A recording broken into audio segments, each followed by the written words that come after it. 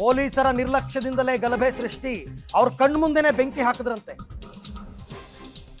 ಏನು ಮಾಡಿಲ್ಲ, ನಿರ್ಲಕ್ಷ್ಯ ತೋರಿದ ಅಧಿಕಾರಿಯ ತಲೆದಂಡ ಫಿಕ್ಸ್ ಆಯ್ತು. ಅದ್ ಮಾಡಿ ಯಾರ ಮೇಲೆ ಕ್ರಮ ಕೈಗೊಳ್ತೀರಾ ಮಾಡಿ. ಅದ್ರ ಜೊತೆಗೆ ಈ FIR ನಲ್ಲಿ 23 ಜನ, ಮೊದಲನೇ 23 ಜನರನ್ನ ಹಿಂದೂಗಳನ್ನ ಇದ್ ಮಾಡಿದಾರಲ್ಲ ಆರೋಪಿಗಳು, ಅದು ಯಾರು ಪೊಲೀಸರು ಅಂತ ನೋಡಿ. ಫಸ್ಟ್ ಯಾರು FIR ಮಾಡಿದ್ದು ಅಂತ ನೋಡಿ. ಪೊಲೀಸರ ನಿರ್ಲಕ್ಷ್ಯದಿಂದಲೇ ಗಲಭೆ ಸೃಷ್ಟಿಯಾಗಿದೆ ಅಂತ ಪ್ರತಿಯೊಬ್ಬರಿಗೂ ಗೊತ್ತು. ಅವ್ರ ವಿರುದ್ಧ ಏನ್ ತಲೆದಂಡ, ಏನ್ ಸಸ್ಪೆಂಡ್ ಮಾಡ್ತೀರಾ? ಸಸ್ಪೆಂಡ್ ಮಾಡಿ ಒಂದು ಡಿಪಾರ್ಟ್ಮೆಂಟ್ ಅಲ್ಲಿ ಎನ್ಕ್ವೈರಿ ಅಂತ ಮಾಡಿ ಅಲ್ಲಿಂದ ಟ್ರಾನ್ಸ್ಫರ್ ಮಾಡಿ ಇನ್ನೊಂದು ಊರಿಗೆ ಹಾಕ್ತೀರಾ. ಅಷ್ಟೇ ತಾನೇ ಮಾಡೋಕ್ಕಾಗದು, ಇನ್ನೇನೂ ಇಲ್ಲ. ಈಗೇನೋ ಹೇಳ್ತಾ ಇದಾರಂತೆ ಅಧಿಕಾರಿಗಳನ್ನ ತಲೆದಂಡ ಮಾಡ್ತೀವಿ ಅಂತ. ಇಂಥ ಗಲಭೆಗಳಿಗೆ ಅವಕಾಶ ಕೊಟ್ಟಿದ್ದೇ ಪೊಲೀಸರು.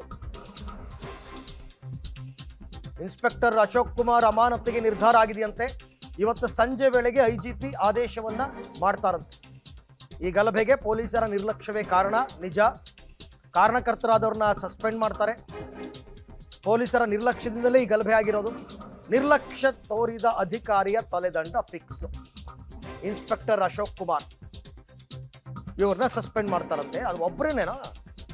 ಅಲ್ಲಿದ್ದವರೆಲ್ಲ ಕಾನ್ಸ್ಟೇಬಲ್ಸ್, ಅವರು ಇವರು ಯಾರ್ಯಾರು ಭದ್ರತೆಗೆ ನಿಯೋಜನೆಗೊಂಡಿದ್ರು ಎಲ್ಲರನ್ನೂ ಸಸ್ಪೆಂಡ್ ಮಾಡಬೇಕು.